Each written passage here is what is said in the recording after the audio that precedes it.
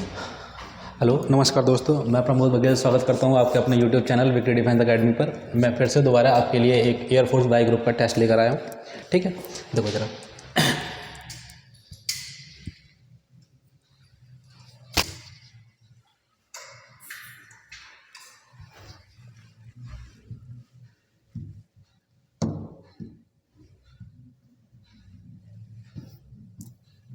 देखो भाई, ये आपका पहला क्वेश्चन है। क्या कह रहा है आपसे ये कि एक मिनट ना भाई, इस साइड आ जाए। हाँ देखो, ये कह रहा है आपके पास दो सिलेंडर हैं और उनकी जो रेडियस का जो रेशियो है वो है 3:4 और उनकी जो हाइट का रेशियो है वो है 4:9। तो तुमसे पूछ रहा है उनका वॉल्यूम का रेशियो फाइंड करो। ठीक है, तो यानी कि जो गिवन है पहले वो लिख लो। उसने कहा रेडियस यानी R1/R2 का जो वैल्यू दी हुई है वो कितनी दी हुई है आपको, 3/4। और जो क्या करा, हाइट का जो रेशियो दिया हुआ है वो कितना दिया हुआ है आपको, हाइट का रेशियो दिया हुआ है आपको 4:9। ओके है, तुमसे पूछ रहा हूँ तो वॉल्यूम का रेशियो क्या होगा। तो देखो वॉल्यूम क्या होता है, सिलेंडर का वॉल्यूम होता है, मैं यहाँ लिख दे रहा हूँ V1/V2, यानी दोनों को पूछ रहा है। तो क्या हो जाएगा, πr1² H1/πr2² H2। यानी कि अगर मैं तुमसे पूछूँ सिलेंडर का वॉल्यूम क्या होता है तो तुम बोलोगे सर πr²H। मैंने वो लिख दिया। अरे देखो पाई से पाई कट जाएगा। ओके है, अपने पास रेडियस का रेशियो है, कितना दिया हुआ है, 3:4। तो यहाँ 3:4 रख दो, उसका स्क्वायर कर दो। 3 का स्क्वायर कितना हो जाएगा, 9, 4 का स्क्वायर 16। सही है। हाइट का रेशियो कितना दिया हुआ आपको, 4:9। तो यहाँ पे 4:9। उसने वॉल्यूम का ही तो रेशियो पूछा है, उनके आयतनों का अनुपात, तो ये अपना वॉल्यूम का ही रेशियो आ रहा है। ओके, 9 से 9 काट दिया, 4 एकम 4, 4 चौक 16, कितना आ गया, 1:4।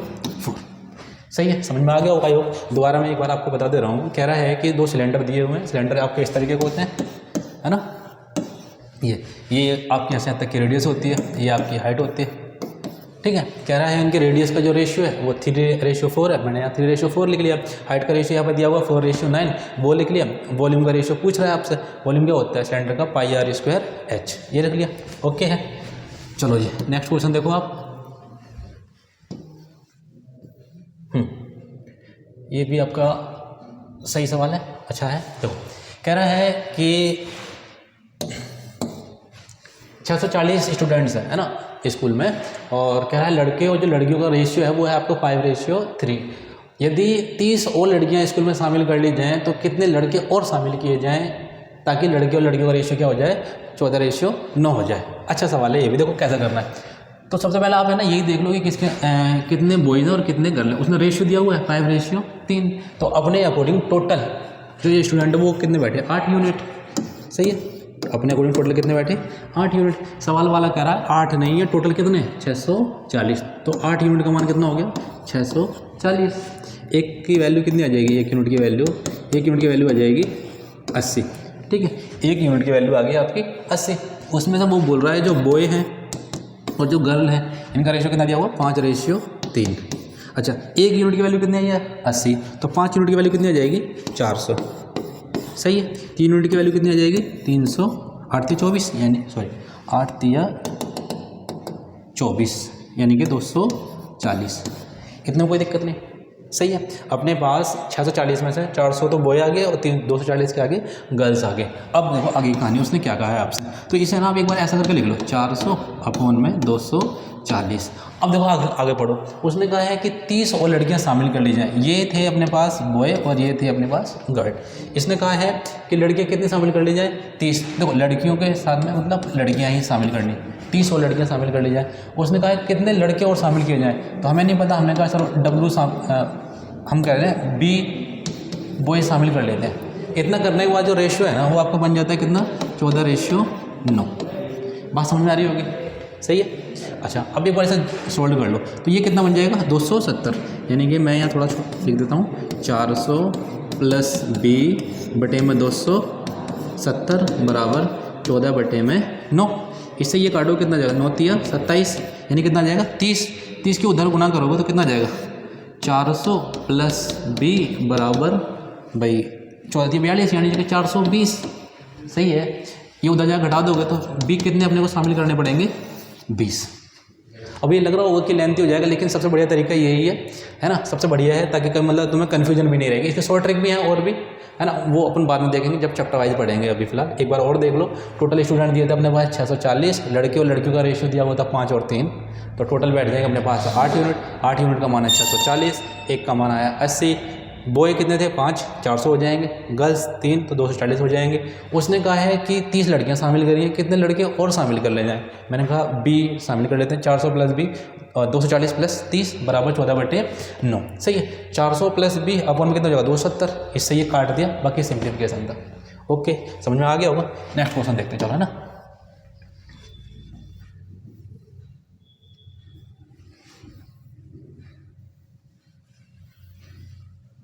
देखो जी, क्या कह रहा है कि एक व्यक्ति किसी वस्तु को उसकी लागत से मूल्य से 10% कम पर बेचता है। यानी कि मैं कह रहा हूँ कि कोई एक वस्तु है, उसने है ना, इसने ये 10% कम पर बेचा। कह रहा है अगर उसने इसी वस्तु को 332 रुपये अधिक में बेचता, मतलब कि जो वो 10% पर बेच रहा था ना, उसे सेटिस्फाई ना होकर वो उसे 332 रुपये और अधिक में बेच रहा, तब उसे कितना प्रॉफिट हो रहा है? तब उसे प्रॉफिट हो रहा है जी 20% का। कह रहा है कि रियली में उसका प्राइस, सेलिंग प्राइस कितना है। तो देखो आप क्या करोगे भाई, मान के चलो कोई भी एक वस्तु है, उसका CP मैंने 100 मान लिया।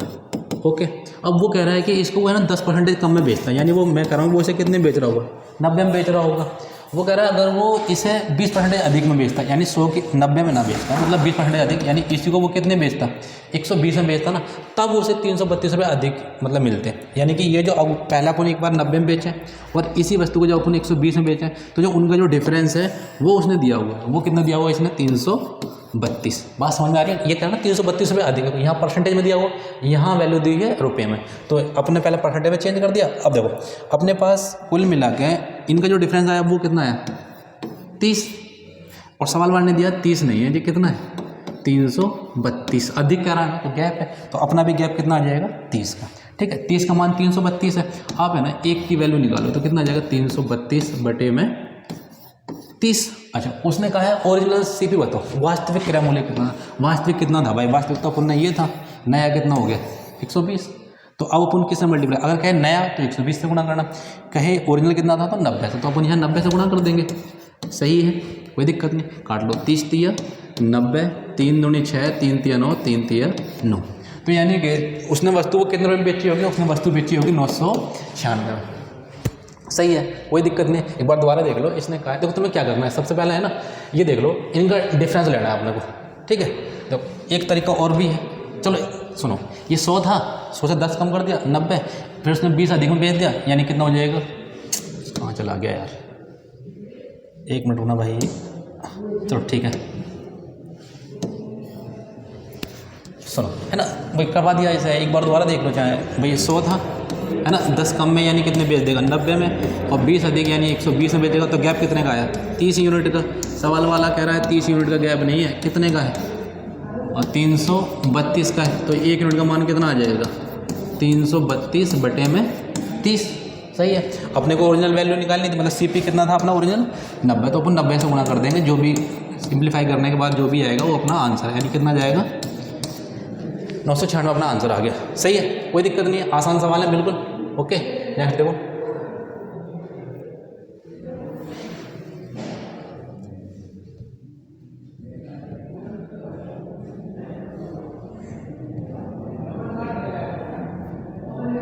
आजा भाई,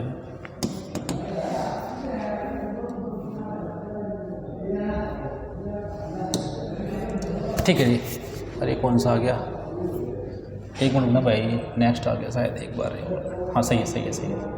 ओके, देखो तुमसे कह रहा है कि 12 संख्याओं का जो एवरेज है, 12 संख्याओं का एवरेज कितना दिया हुआ? 42। कह रहा है लास्ट जो 5 नंबर है उनका एवरेज है 40, और जो पहली 4 हैं उनका एवरेज है 44। कह रहा है छठी संख्या 5वीं संख्या से 6 कम और 7वीं संख्या से 5 कम, तो 5वीं और 7वीं संख्याओं का एवरेज क्या है?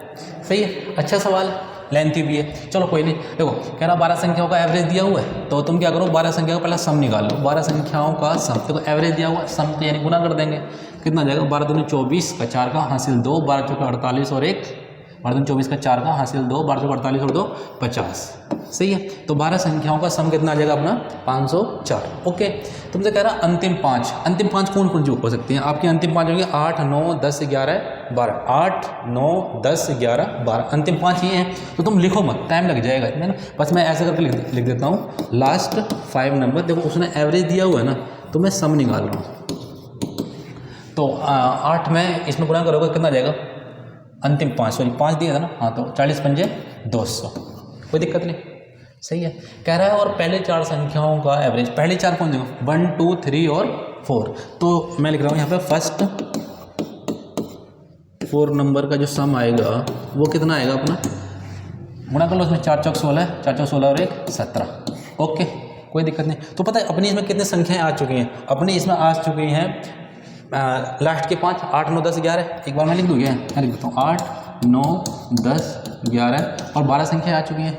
इसमें अपनी कौन सी आ चुकी है, शुरू की 5, 1 2 3 और 4, कौन सी संख्या नहीं आई है अपने पास, एक बार 5 नहीं आई है, 6 नहीं आई है और 7 नहीं आई है, ओके, कोई दिक्कत नहीं। चलो ये ठीक है, इसे एक बार जोड़ लेते हैं अपन। अच्छा अगर देख लो एक बार, तुमसे कह रहा है 5वीं और 7वीं संख्या होगा, तुमने है ना, अच्छा ये भी दिया हुआ है, छठी संख्या 5वीं संख्या से 6 कम है और 7वीं संख्या से 5 कम है, ठीक है, ये स्टेटमेंट है, ये अपने को यहाँ मतलब अप्लाई करना पड़ेगा।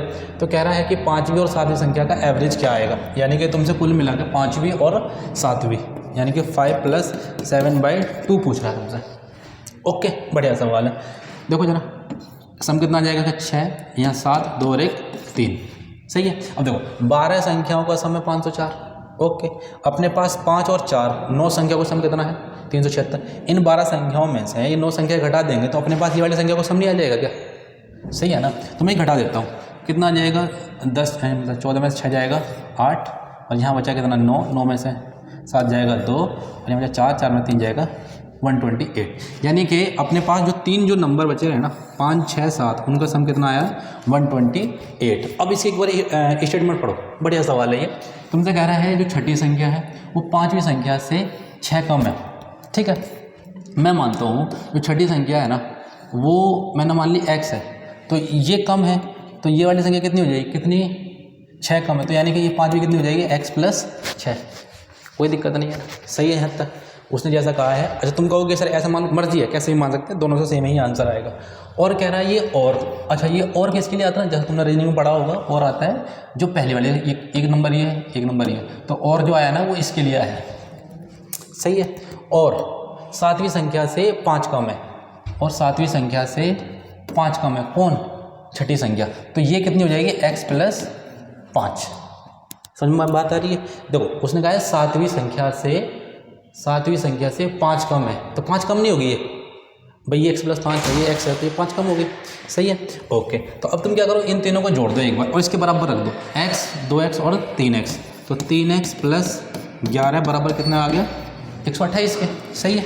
इसे उधर घटाओगे तो 3x बराबर कितना आ जाएगा, 128 में 11 घटाओगे तो कितना जाएगा 117, सही है, कोई दिक्कत नहीं। 3 से इसे काट दो, कितना जाएगा x बराबर 3 3 9 और 3 9 27, x का मान कितना आ गया अपना 39 आ गया, सही है। अब मैं तुमसे बताओ छठी संख्या, अगर इसमें नहीं पूछ रखा, ऐसा अगर तुमसे पूछता बताओ छठी संख्या क्या है, तो 39 आता, कहता 5वीं कितना है 39 और 6 45 आता, सही है। कहता 7वीं कौन सी है, तो 39 + 5 44 है। अच्छा अभी फिलहाल इसने पूछा है तुमसे क्या कि ये 5वीं और 7वीं का है ना, 5वीं और 7वीं यानी कि ये और ये, इसका एवरेज बताओ, तो यानी कि दोनों को जोड़ के और बाय 2 कर लें, तो अपने पास x और x कितना बैठ जाएगा 2x, तो 2x का मान कितना, मतलब x का मान 39 है, तो 39 में कितना हो जाएगा 78, सही है। और प्लस ये भी तो आएंगे 6 और 5 11 और बटे में 2 कितना आ जाएगा 8 और 1 9 7 और 1 8 बटे में 2, 2 चौक 8 2 चौक 8 और 2 पंजे 10, 44.5, सही है, समझ में आ गया होगा, ठीक है। अगला देखो,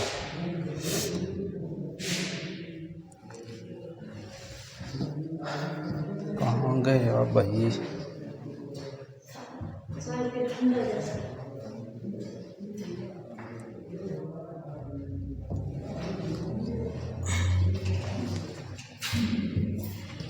ये तो हैंग हो गया, क्या है?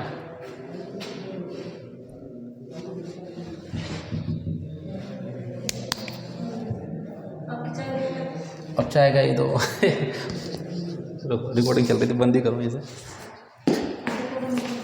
हाँ।